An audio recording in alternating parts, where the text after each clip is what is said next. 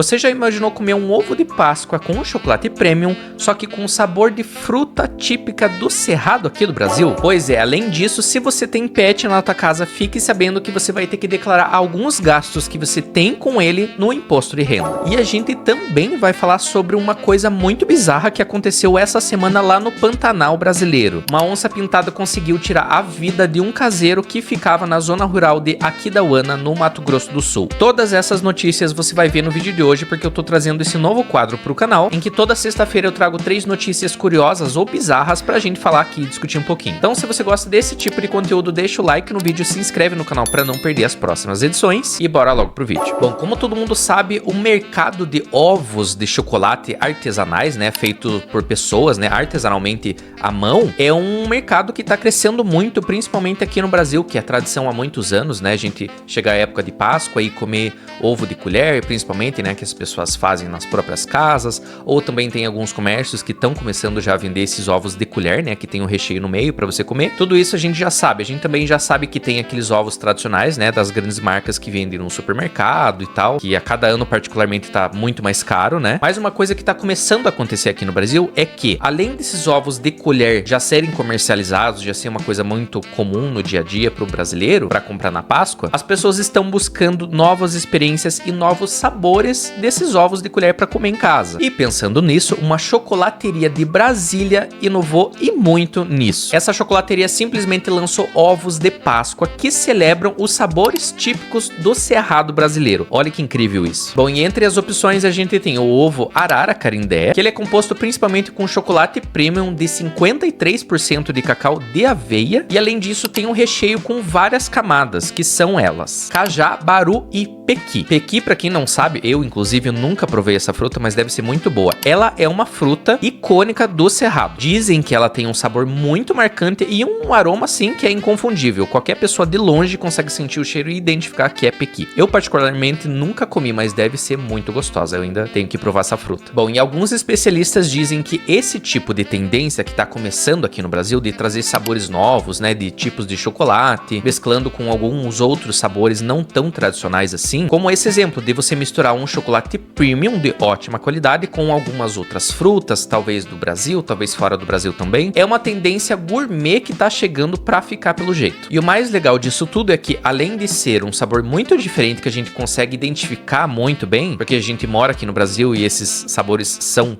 do Brasil, aqui das frutas do Brasil, isso também valoriza muito os ingredientes de cada região aqui do Brasil. Por exemplo, no Cerrado, né? Bom, esse ovo aí que você tá vendo atrás de mim é uma representação do ovo Arara Carindé, feito por inteligência artificial, né? Mas é como ele realmente vai ser vendido nas próximas Páscoas. E agora, mudando um pouco de assunto, para quase a maioria dos brasileiros, dá pra se dizer assim, 80% dos brasileiros que tem algum pet em casa, seja gato, seja cachorro, seja periquito, qualquer tipo de animal de estimação, fique sabendo que agora você vai ter que declarar algumas coisas se você tem um animalzinho em casa. E quando eu digo algumas coisas, eu quero dizer exatamente alguns gastos que você tem com esse animalzinho. Bom, o que eu quero dizer é que possivelmente tem alguma coisa tramitando na justiça para que isso se torne obrigatório nos próximos anos aqui no Brasil. E só para esclarecer, isso não é uma coisa nova lá no exterior. Já existem vários países que taxam pessoas que têm pets em casa, só que assim, é uma taxação mínima só para você poder manter pela questão de segurança desse animal e pela questão de registro, para saber que ele existe e que ele está sendo cuidado por uma pessoa, e para também deduzir quantos animais de rua existem nos países. Isso eu tô falando fora do Brasil, tá? Mas atualmente aqui no Brasil ainda não existe uma legislação que taxe pessoas que possuem animais de estimação dentro de casa, em nenhum âmbito, tá? Porém, como eu já disse, existe um projeto de lei que está tramitando na justiça, e o Congresso Nacional está discutindo essas mudanças para poder implementar. Eu vou falar aqui sobre duas PLs que estão em tramitação no Congresso Nacional para incluir despesas veterinárias no imposto de renda. Para você que não sabe, uma PL significa projeto de lei, que é exatamente o esqueleto de uma lei que possivelmente vai ser aprovada e vai ser implementada para a sociedade no futuro. E uma dessas PLs, a PL 340/2023, diz que propõe um teto anual de dedução de até R$ 5.500 por ano para gastos com saúde animal no teu imposto de renda, se você tem um pet em casa, tá? Isso serve basicamente como se fossem as despesas médicas, só que para humanos, que você declara no teu imposto de renda. Exatamente o quanto que você gastou no ano inteiro com despesas médicas com você ou com a tua família, né? E aí alguns especialistas dizem que se essa medida for implementada aqui no Brasil, podem trazer alguns benefícios. Desde a formalização do mercado veterinário, ou seja, todo animalzinho que chegar numa clínica veterinária para ser tratado, ele já vai ter o teu número de registro, o nome, a idade, que tipo de tratamento que ele já passou antes desse tratamento. É como se ele tivesse um RG que já existe para animais de estimação, só que não é obrigatório aqui no Brasil. E além desse RG, é como se ele já tivesse uma ficha nacional com todas as informações dele, com tipo sanguíneo, que tipo de tratamento veterinário ele já passou, quem são os tutores desse animal, todas as informações possíveis, tanto para a questão da segurança do animal, quanto para o tutor também. E agora, por último, falando de uma notícia bem triste que aconteceu essa semana aqui no Brasil, está circulando na internet um vídeo de uma câmera de segurança de um sítio, de uma chácara, que flagrou um ataque de uma onça pintada contra um caseiro lá no Pantanal. Bom, segundo as informações que a gente tem até o momento, o caseiro que foi atacado, ele cuidava de um pesqueiro na região de Touro Morto, no Mato Grosso do Sul, e que fica nas margens do rio Miranda, que fica no Pantanal da cidade de Aquidauana. Infelizmente, esse triste fato aconteceu no último domingo, dia 20, e segundo alguns conhecidos do caseiro, que se chamava Jorginho, ele teria ido até um deck desse pesqueiro para buscar um pouco de mel, quando ele foi surpreendido pela onça pintada sem ter tempo nem para se proteger. Depois do ataque, a onça conseguiu arrastar o corpo desse idoso que tinha 60 anos para uma espécie de toca que era onde ela ficava escondida durante o dia, né? A polícia chegou no local, foi feita a investigação e quando eles chegaram lá para investigar essa cena do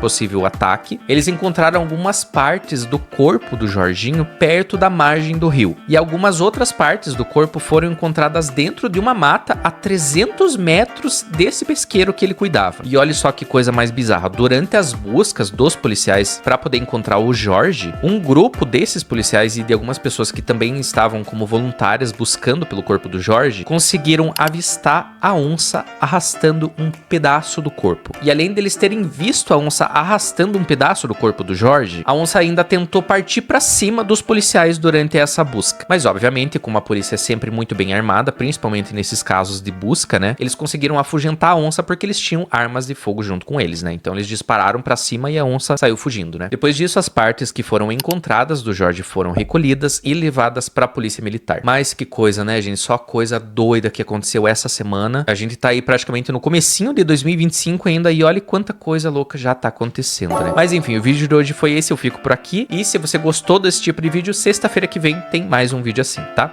Com outras notícias mais bizarras, mais curiosas, mais interessantes aí pra gente discutir um pouquinho. Só lembrando, se você gostou desse vídeo, deixa o like, se inscreve no canal pra você não perder os próximos vídeos. E eu ainda prometo pra vocês que estão me assistindo que eu vou trazer mais quadros diferentes pra gente discutir aqui no canal. Eu quero trazer vídeos longos assim mais frequentes, não só os shorts que eu já tô acostumado a postar. E eu tenho algumas ideias bem interessantes aí que eu vou colocar pra fora do papel. Então é isso, até o próximo vídeo. Tchau!